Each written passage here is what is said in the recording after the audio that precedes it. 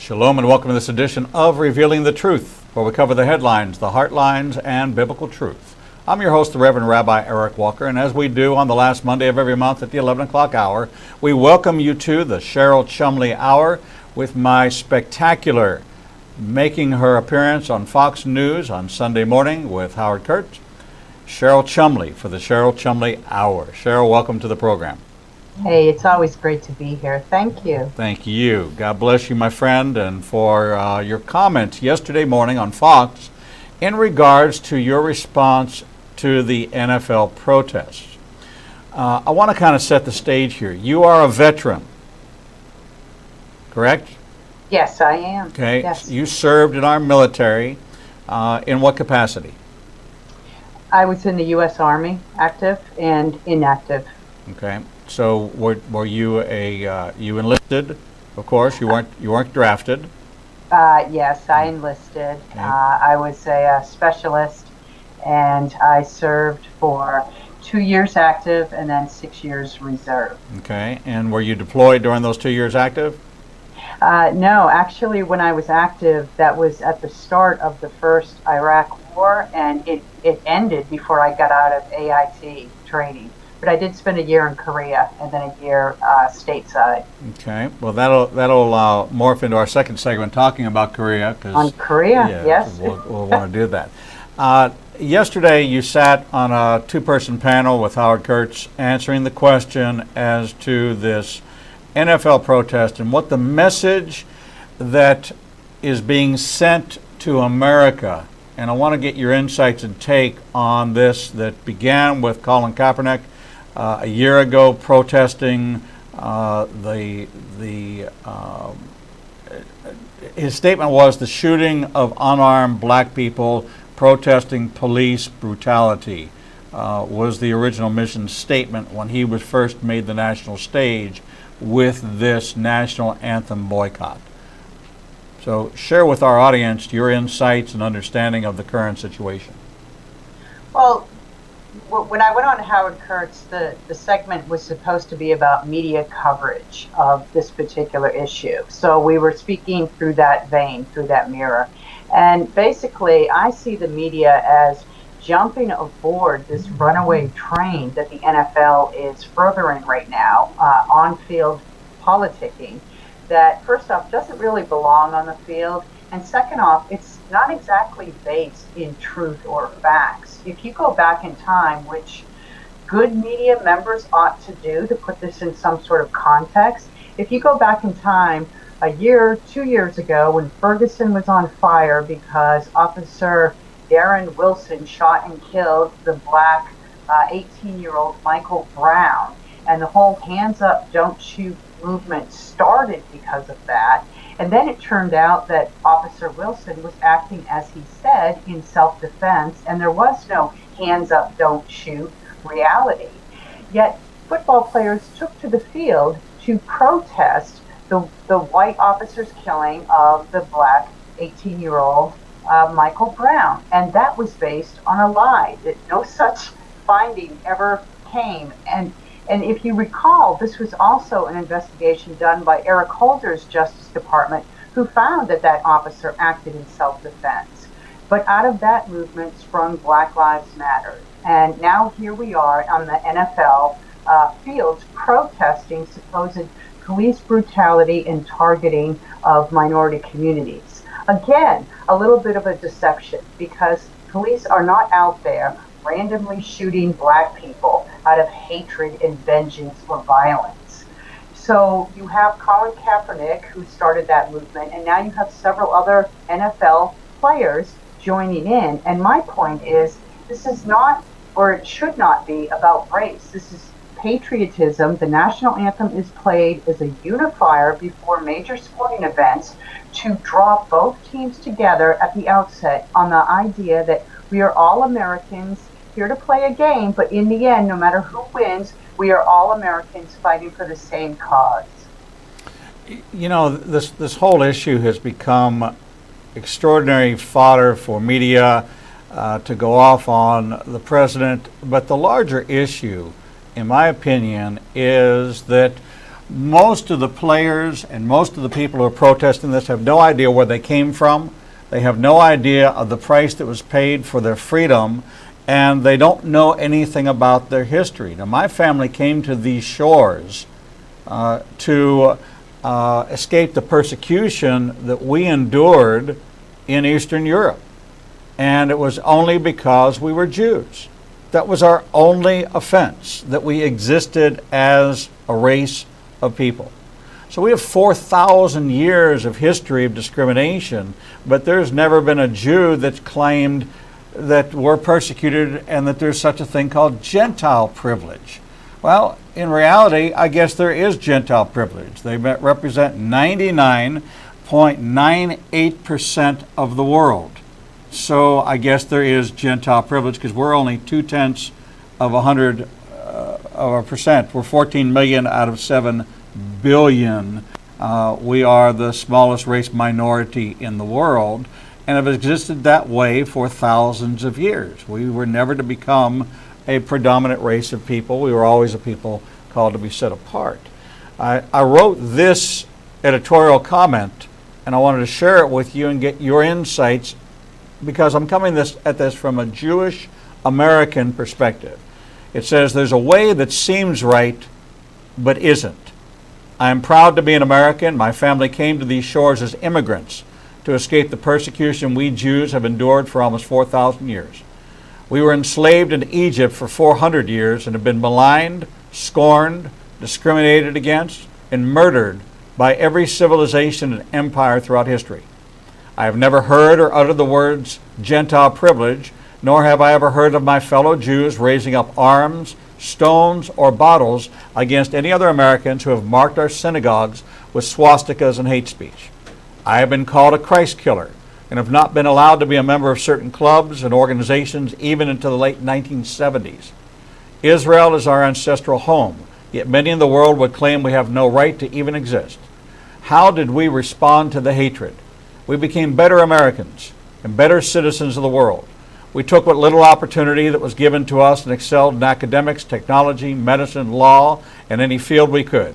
We were raised to respect, love, give, serve, and make our families proud of who we were in this world.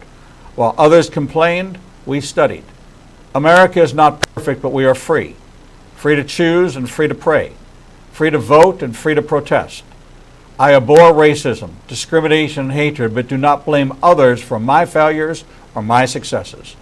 There are only 14 million Jews in the world, yet we are the target of racism and hatred, but we do not let it oppress us or define us. Our flag represents the United States of America. The freedoms we have and the flag of this nation represents all the lives lost in securing our freedom. I have seen countries that have no running water. I have been in places that have no freedom. If the NFL players, the Black Lives Matter, or any other dissatisfied group want to affect change in America, run for office. Vote in every election. Be a role model and an ambassador for your community, and be an example of respect for the country that allows you to have a voice. My people were put in death camps for our bloodline, and there was no one to defend us. We had no rights. We had no voice. We became numbers. Use your wealth, NFL players, to build community centers, sponsor literacy initiatives, and be role models. There is a way that seems right to man, but only serves to divide. You have a voice. Use it to stand up for America, and if there is to be change, let it begin with you. My editorial comment. It's very powerful. And, I mean, you make several excellent points. First, I love the biblical reference to there is a way that seems right to man, which is not in God's eyes right at all. So that is exactly the biblical perspective of how we should look at what's going on with the NFL right now. There are so many people coming out in support of these field activists that they're failing to recognize, first off, the truth of the protests, which are very skewed and very special interest. And second off, the whole question of the appropriateness of what are basically employees taking their political grievances to their places of work, which in this case, I'm talking about NFL players taking their grievances to their football field, which is basically their office. And, you know, as far as your larger point, I think it's great. There are so many groups and individuals in America right now who could point to their own political grievances, their own persecutions, their own, you know, hard times and challenges that they face historically and currently. I like to point out frequently that when you talk about minorities being targeted and being enslaved, I point to the Constitution that if you want to compare, women didn't get the vote constitutionally speaking until a good 50 years after blacks and slaves were awarded that right. So you can always find something within your own group to complain about. But what you're pointing to is where we should all go. You take what you've learned, you take your struggles, and you turn it into something productive. And again, that's another biblical principle that God uses negatives to turn them to positives. And this is where I think all groups, not just the NFL players right now, could make a real dent in the narrative going forward about racial injustice. They could put in effect some of those very principles that you recommend, and I think this could all be turned for the positive.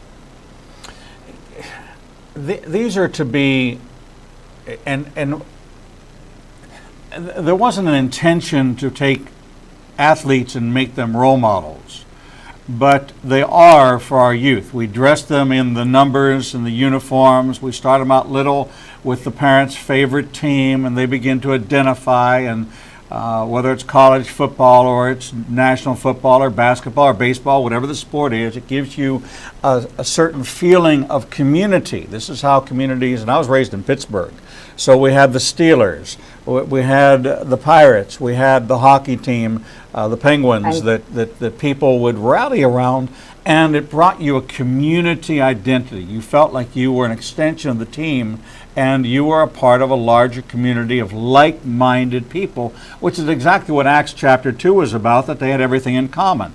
This is something that is in common and draws people together. Now when you abuse that position that you have, yes, you have worked hard as an athlete. No one will take that away from you, but those are God-given skills that have been developed in you.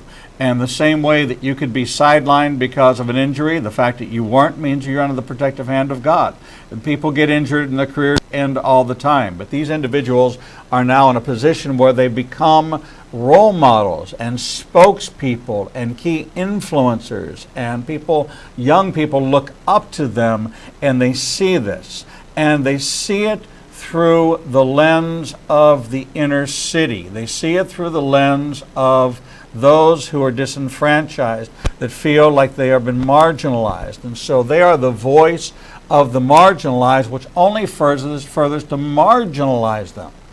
I have a cousin in the area up there who wrote, well, here's the top 10 NFL charities. And I looked at it and said, wow, that's wonderful. Only 2 of them have to do with community activism or community centers or community focus. 2 of the 10. 70% of the NFL is black. Why are there only 40% of these top 10 charities run by blacks? Only 2 of them within the black community have to do with the community. This is disproportional to the number of the 1,696 NFL players. 70% are African American black players. There are Hispanic, other, and then 12.5% are white. So here is another sport dominated by the natural gifting of God to a particular group of people that can affect so much positive change, that can do so much great work, but yet they choose 200 of them to distract from nationalism. We're trying to bring a country together.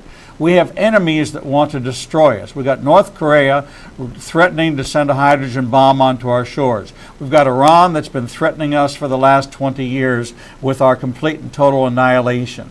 We have a Cold War back again with the former Soviet Union. We have enemies coming into our shores. We've got enemies being recruited within our own borders. And the sense of nationalism is what helped us survive World War I, World War II, Korea. It brought us down to our knees in Vietnam because we were a fractured nation, and we should have learned a lesson from that as to what we should not do when we protest, because it will be counterproductive for the nation. It will not be healthy and healing for the nation. And we abused veterans when they came back from Vietnam. It was an embarrassment. I was an embarrassment to our nation at that time.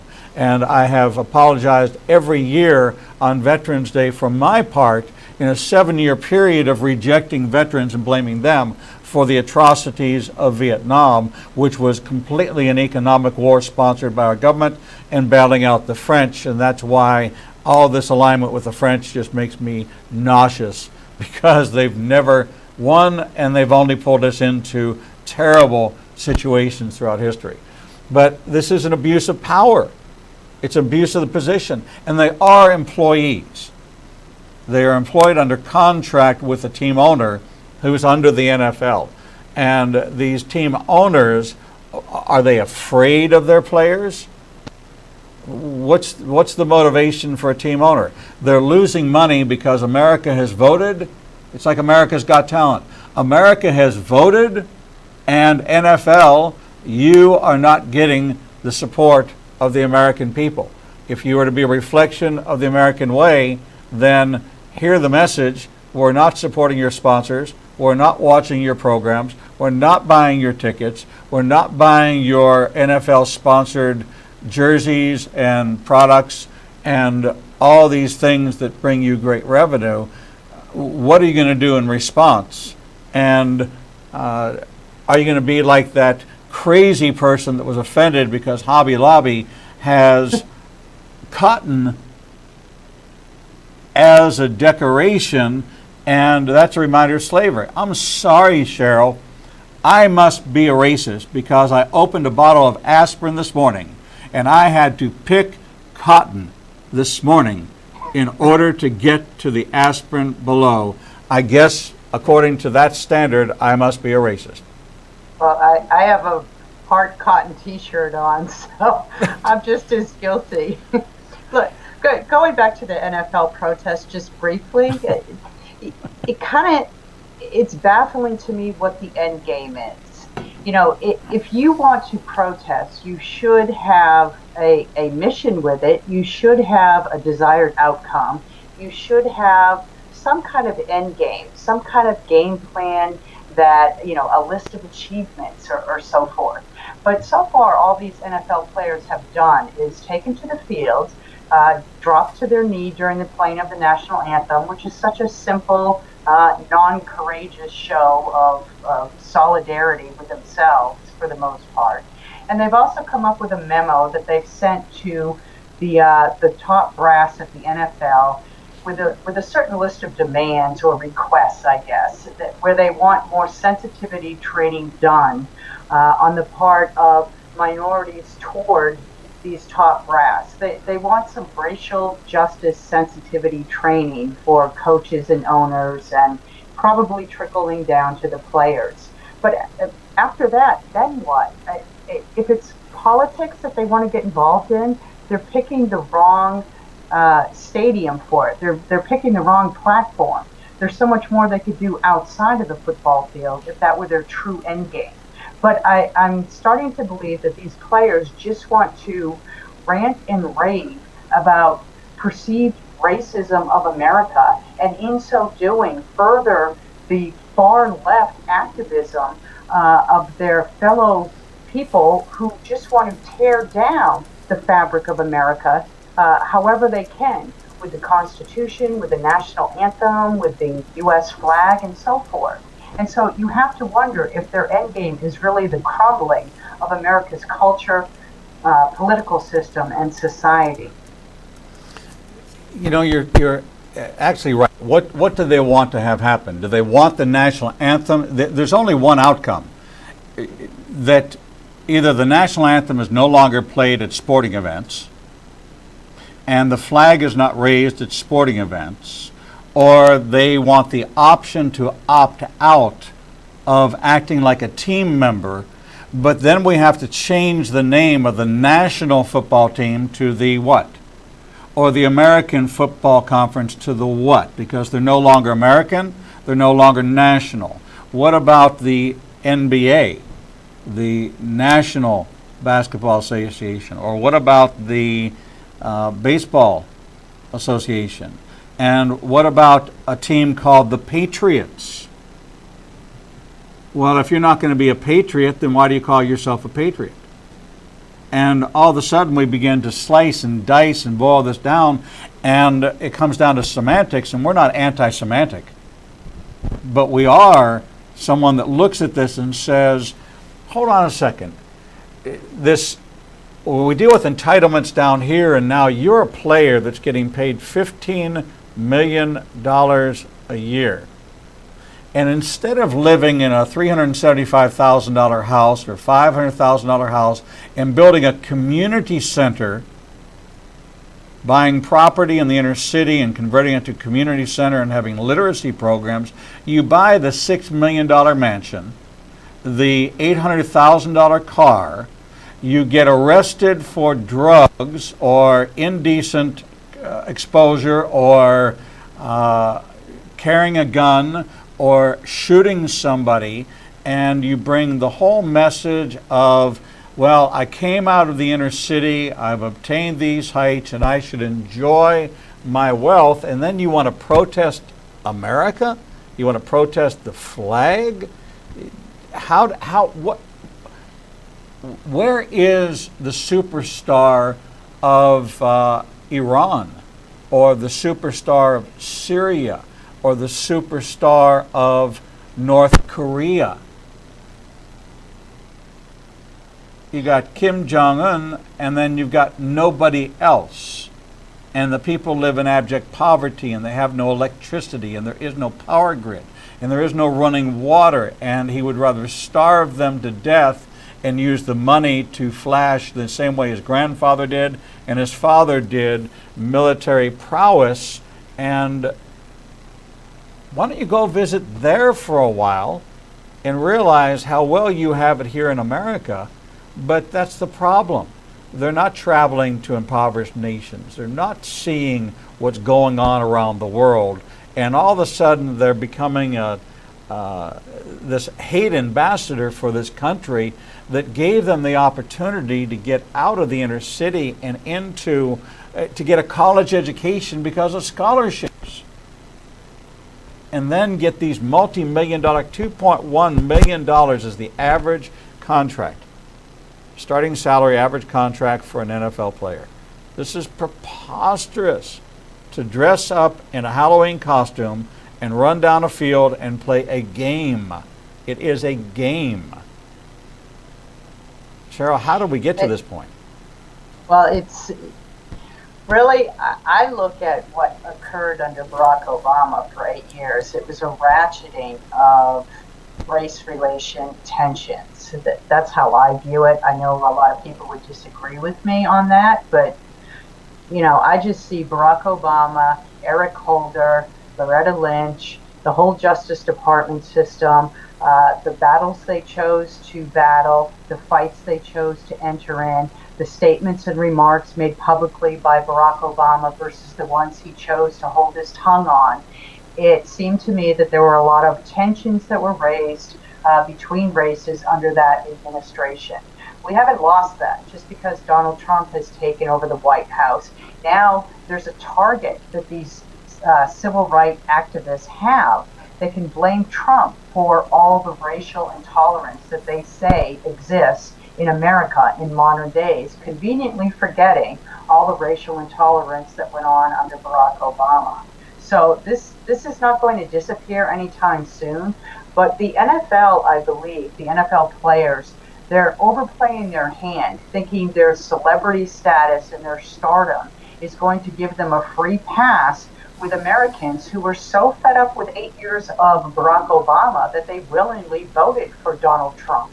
And now that he is president, they expect Donald Trump to take a hard stand against the NFL antics, which he's done. And by and large, his supporters are supporting him. And so what you're going to have is the NFL losing money. Fine, that's on the NFL to deal with. But what's going to be the ultimate outcome is that these NFL activists are actually going to ratchet up racial tensions among Americans. They're going to do the opposite of what they say they want to do.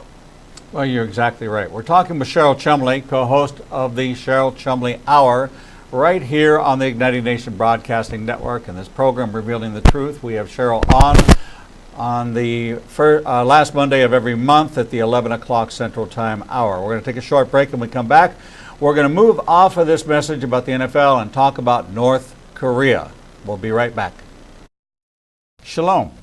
I'm the Reverend Rabbi Eric Walker, Executive Director of Igniting a Nation and host of the daily TV program Revealing the Truth, seen live every Monday through Friday from 9 a.m. to 1 p.m. Central Standard Time at www.ianbn.com, and then replayed throughout the day and night via our website. All of our segments can be seen on the Igniting a Nation YouTube channel. Since our launch in January of this year, we've expanded our global reach to over 54 countries with a social media following of over 125,000. Our commitment is to bring you the most in-depth interviews with authors, subject matter experts, and thought leaders from around the world. We have interviewed guests from Israel, Brazil, England, India, and all across North America. All of our authors are featured on the Books and Media page on our website, www.ianbn.com. There you can find a direct link to the book you want to order, and we receive a small commission directly from Amazon. There is no cost to you for this service. In addition to our daily teachings and interviews, we make available to you the archive of all of the interviews on our YouTube, Facebook, Twitter, and Instagram channels. Our live program is available from our homepage, and there is never a charge to you for any of this access. We made the decision long ago that we would remain a commercial-free resource that would not be influenced by any pressure from any outside company. There are only two ways that we are able to continue to operate this ministry and provide you with the only live 4-hour daily Christian television talk show program. The first is through your support and tax-deductible contributions to Igniting a Nation. These can be made directly through the donate button on the website or sent through the mail to Igniting a Nation, 2700 Corporate Drive, Suite 120, Birmingham, Alabama, 35242. The other way we support the program is by offering you a unique opportunity to have access to over 10 years worth of teachings on a subscription basis. The teaching archives contains all of my prior sermons, Torah studies, prophecy in the news videos, and much more for the low subscription price of $5 per month. This subscription grants you unlimited access to over 800 hours of content not available elsewhere, and is updated weekly with the most current prophecy classes. In addition to 20 hours of original TV programming each weekday, we invite you to join us live every Monday, Tuesday, and Thursday evenings for our Prophecy in the News classes. The times and locations are listed on our events page on the website www.ianbn.com.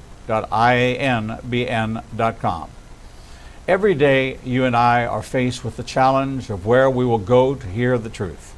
We are committed to bring you the only program of its kind that covers the headlines, the heartlines, and biblical truth.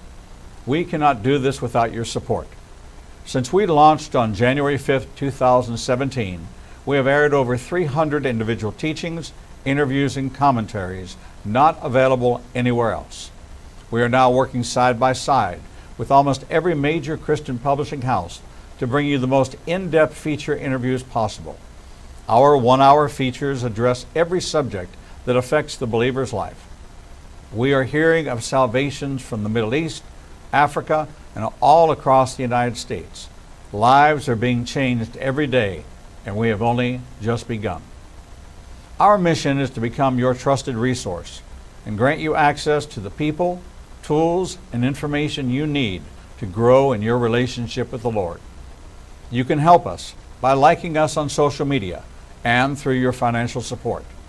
We know you have many choices in who you support, but we are prayerfully asking you to consider helping us keep revealing the truth, true to our calling, to cover the headlines, the heartlines, and biblical truth like no other program available. Donate today and help us bring the message to the four corners of the earth. Visit www.ianbn.com and donate, buy a book, or subscribe to our teaching archives. Without you, we do not exist. Shalom and welcome back to this edition of Revealing the Truth, where we cover the headlines, the heartlines, and biblical truth. I'm your host, the Reverend Rabbi Eric Walker, and we welcome you to the Cheryl Chumley Hour. We have the Cheryl Chumley Hour this time each month. Cheryl is the author of The Devil in D.C., Police State USA, both from WND Books, and insightful political commentaries and teachings about what Washington is like, what's happening in America. You need to read these books to get a better grasp of what's going on in the D.C. marketplace. Cheryl, welcome back to the program. It's great to be here. We took a strong position, gave a strong message about the NFL protest. Both of us agree that this is not the place, it's not the people, and it's not the forum for this, and it's going to cost them economically, which is I guess the loudest voice in America is we vote with our wallets. I would venture to say that without knowing, and certainly love to see the research of how many NFL players vote in elections. You know, do they make sure that they have their absentee ballots in? Because we're having an election here tomorrow in Alabama between Luther Strange and Roy Moore in the runoff for the Republican Senate position, and the Secretary of State expects only a 15% turnout. This is appalling to me. 85% of the people should be issued duct tape by the federal government, by the state government, and have to wear it over their mouth so that when they go to complain about things, they have no voice because they didn't vote. Every American's given a voice, and we're given a vote. And to not vote in these elections is saying that you abdicate, you give up your right to the universal method in America of making your voice heard is with your vote. And so I'm just appalled. It's a disgrace, an embarrassment to me that this thing that was fought for, this right that was fought for this democratic right in this republic was to vote, is just, listen, blacks fought to get the vote, and the percentage of the African American community that votes is disgraceful. Women got the right to vote, and the fact that not all women vote is disgraceful. Every minority that wanted to have a certain right in this country to have a voice that doesn't vote is disgracing those that fought and paved the way to give them the vote, and then they don't take advantage of it, but they want to protest on the field. Let me see the voting record of every single one of those players and tell me that when 100% of them voted, then they can protest. But until they've done what the American way is, which is vote, how do they know that there won't be change if they don't vote? I just don't get it, Cheryl. But I find it lazy myself, people who don't vote. And I don't buy into the excuse that some people abstain from voting because they're sending the message that they don't like either of the candidates that they have to choose from, or from among a list of candidates that they have to choose from. That they're not voting is an expression of dissatisfaction with America. Well, if you're going to protest, if you're going to have any opinion at all in America's politics, you have to make the tough decisions sometimes about whom to vote for. You know, there is no perfect candidate. There's no perfect person who's going to represent 100% what you want. And if you want somebody who's going to represent 100% your will, then run for office yourself. But not voting, it's lazy. I find it despicable, and I just think it's anti-American. Listen, for those NFL players that think they can't run for office because they have a debilitating head injury, certainly we have John McCain, who is a perfect example of how you can be in government and have a traumatic head injury and have it impact your ability to think and reason, because John McCain has lost it completely and totally in regards to this health care initiative. Cheryl, North Korea.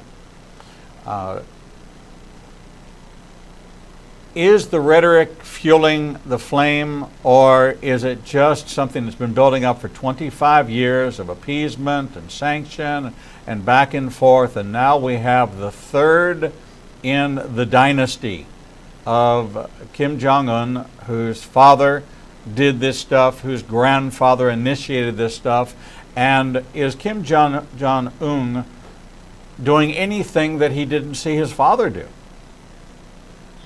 No, I don't understand the line of thought that says Donald Trump calling Kim a rocket man is now suddenly putting America at national security risk from North Korea. It's ridiculous.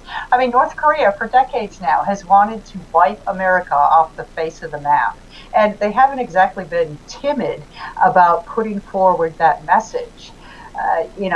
It's just ridiculous to me that people think Donald Trump not playing the political diplomat game with North Korea, responding to North Korea's overly aggressive, vile threats against America, responding with kisses and love notes and calls for the UN to send strongly worded statements North Korea's way. It's ridiculous to me that people think that Donald Trump is actually ratcheting rhetoric and actually raising tensions. The tensions have been there. Donald Trump is responding to a bully in kind. And this is actually a refreshing time for America to have a president, an American leader who's not afraid to go head to head with one of the world's most vile leaders. You know, why is Donald Trump being held to a different standard than Ronald Reagan? I mean, he's as Reagan-esque as anybody we've had in office since Ronald Reagan. He's certainly exactly what he was on The Apprentice. He is exactly what he was on the campaign trail. He was bombastic, he was loud, he was off the cuff with his remarks. He was a free-former, freestyling politician that wasn't really a politician, and we expect to hold him to the standards of a politician. I don't understand this. You're an online editor for the Washington Times. You've read what John Bolton, our former ambassador, has said in regards to this matter. The 25 years of playing patty cake with the UN regime has done nothing but have them develop an intercontinental ballistic missile capable of reaching American shores. That sanctions have only made it so that their trade partners are Iran, Russia, and China, who all would like to see America taken out of play. China wouldn't because we support their economy, but we have this unnatural relationship with China where they're one of the largest real estate holders in the United States and one of the largest loan holders for American debt. So there's this strange bedfellows kind of relationship with China, and China being the key influencer over North Korea, they don't seem to be exerting any influence whatsoever. And now we're faced with this hydrogen bomb, which, if it is exploded over the Pacific, what will be the response? And under Wars Power Act, can Donald Trump, without the approval of Congress, take any action? Well, the War Powers Act does give the president, in times of national security emergency, the right to act militarily against the perceived threat. I'm not a big fan of the War Powers Act. I believe that before America wages war, that we should get congressional approval to wage war. And I don't like how the War Powers Act has been skewed in rhetoric to say that, well, it's a strike, it's a single airstrike, it's not a war, or it's just a few airstrikes. You know, let's just use the common example, the clearly understood definition of war. If we're going to use our military against a foreign entity, then we are entering a warlike situation. Yes. And if it goes for an extended period of time, let's call it what it is. It's a war. And for that, you need congressional approval. I think North Korea is not backing down in the face of sanctions and tough talk from even the White House and now our allies at the UN, which is no surprise, though. So I think the former ambassador to the United Nations, John Bolton, laid it out pretty clearly. A regime change is the way to go with North Korea if we want these aggressions to come to an end. And we just have to face facts as Americans. I know it's tough to do in this rising age of snowflake generation and propaganda taught college kids, but sometimes war is a necessity, and sometimes preemptive strikes, as Israel itself has shown, is the only way to go. So I think we need to give at least this president a little bit more support and his administration a little bit more backing when they start talking not just tough about North Korea, but refusing to take off the table military operations. We need to give this administration the support and stop trying to cover our ears and pretend that North Korea is not a real threat. Cheryl, it seems that we've looked at special forces and there's no point of entry for special forces to get in and to get out to do anything that would be covert as far as an operation is concerned.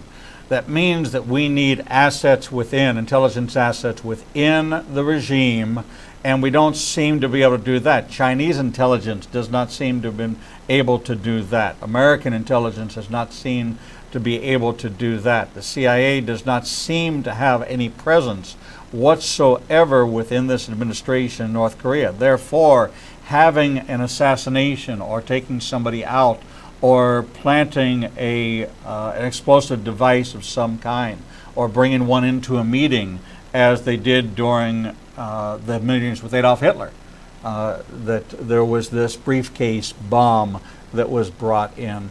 All those things seem to have been rolled out, which is very disconcerting to me, that we allowed our intelligence community to erode so much under the Obama administration that we seem to be a third world power when it comes to intelligence gathering. What's your take on this?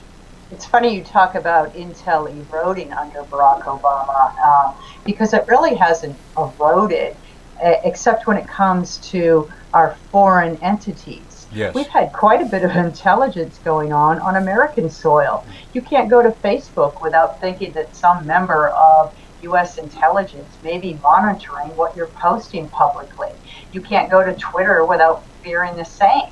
And this isn't just to be fair, it isn't just because of Barack Obama. It's because Obama continued policies put in place under the former George W. Bush, which came about because of Homeland Security's inception, the September 11th, 2001 terror attacks on America's soil, and the whole Patriot Act.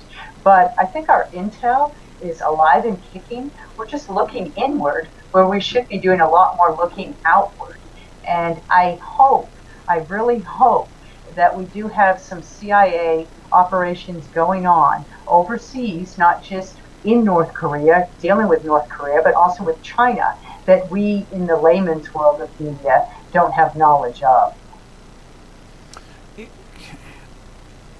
I've found that our foreign policy, like all of our policies, is now under so much public scrutiny that the media has seen fit to act as a provocateur of information that in the past had not been shared with the general public for any number of reasons. Most importantly was a certain sensitivity towards national intelligence.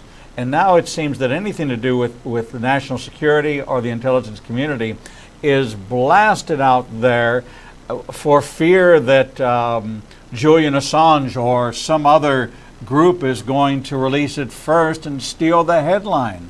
And therefore advertisers will come to them and say, how come you didn't have the leading edge on that? How come you didn't have the scoop on that? And it's just become such this preposterous media world, which has been totally uncredible, which makes it incredible that media, and I know this was a point that you made on Howard Kurtz, that media has a responsibility, verified, accurate reporting of all sides of a particular issue, but it must be factual. It cannot be opinion, that we look to media not to be. We have editorial, that's opinion. Letters to the editor, that's opinion. But when it comes to the word news, news is reporting the who, what, where, when, and why. And that's been the format for news and journalism for eons, from the time of the Wells Fargo taking the New York paper all the way out west by wagon so that people would know what was going on. There was a place for editorial. And you are an opinion editor. I expect you to give me a conservative biblical worldview on every issue that comes across your desk. That's what I expect of you. That's why I read you. That's why I follow you, is because you are consistent. Conservative, biblical worldview. And you don't always agree with the status quo within the conservative community, which I also like. You're a free thinker. You're not beholden to anyone. And listen, you worked for the Tea Party and reported for them. You worked for WND and reported for them. You worked for the Washington Times and reported for them. And if they don't like it, you're happy to go where they will like it. And so I'm proud of you for standing your ground in this particular area. But you always given a commentary that says that if you're going to report the news, report the news. Well, thank you for that, for the nice praise. I really appreciate that. And going to your larger point about the state of media, online, the dawn of internet reporting, internet news, just ushered in a completely new world for media. And we're not going to go back. We're not going to put that genie back in the box and go back to that straight who, what, where, when, why. Can't publish anything until we get 3 sources confirming each and every fact of the story. It's just not going to happen, because the reality of the media, the online media, is that we're all going for the Google clicks. We're all going for clicks on the story, which generate into advertising dollars. Mm-hmm. And in radio and TV, it's the same thing. They're all going for the advertising dollars. And to do that, you have to beat the competition, and you have to get so many people clicking. But here's the thing that we can do. We can clearly mark in the media whether we are opinion or straight news. And I don't have a problem with CNN coming out and declaring itself as a left-leaning media outlet. I just don't like it when they hide it and pretend to be something they're not.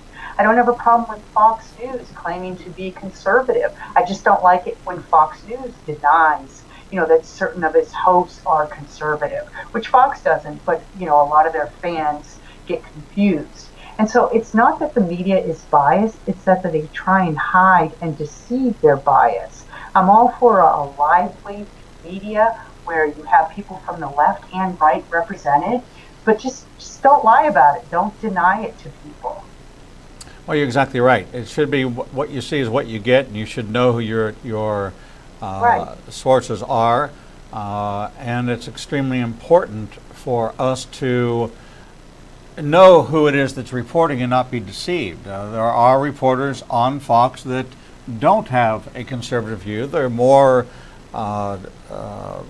center or left of center in their positions, and yet Fox keeps them on. But you know who they are, and so you always know how to filter and gauge, knowing that that's not the network's position, that's this particular individual's voice and take on that issue. Healthcare debate, healthcare debacle. Republicans who voted for repeal and replace Obamacare have done neither. You've got these Republican holdouts that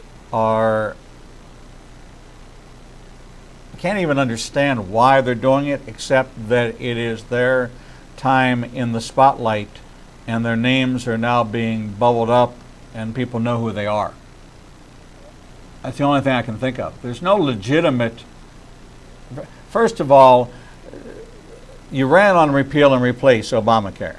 So repeal it and replace it, and then fix the repealed and replaced system.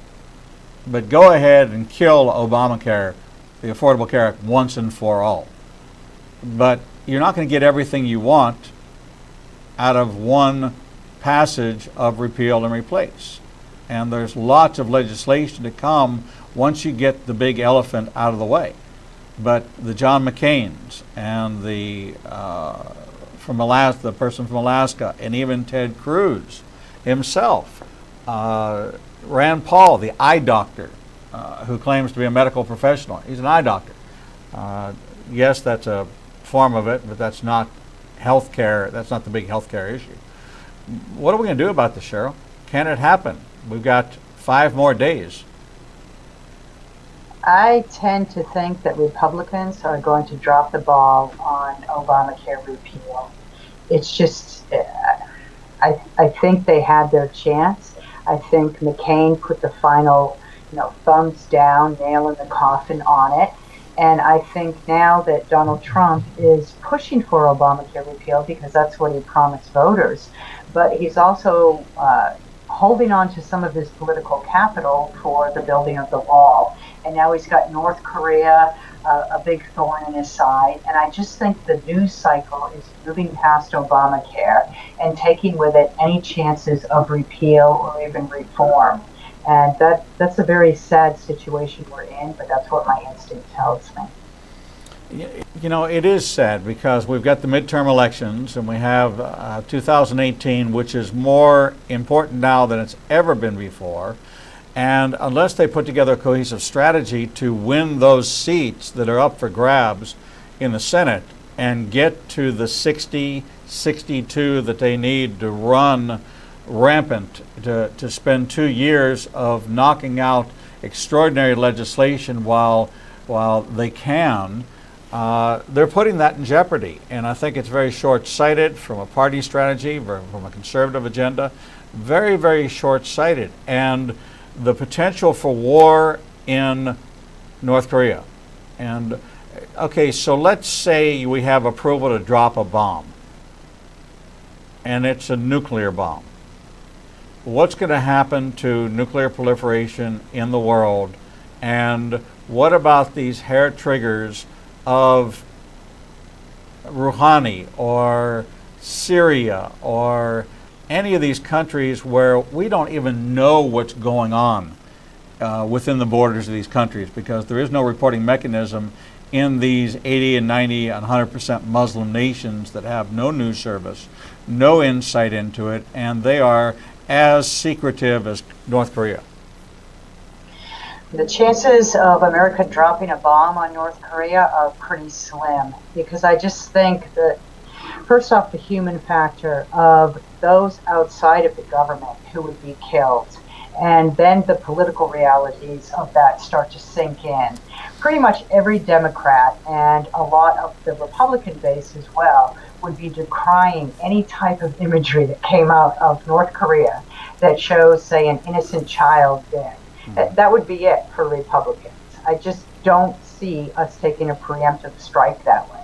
Now, if North Korea threatens, keeps up the threats against America and actually does something harmful to America interests, say hits South Korea, then we could be drawn into a war.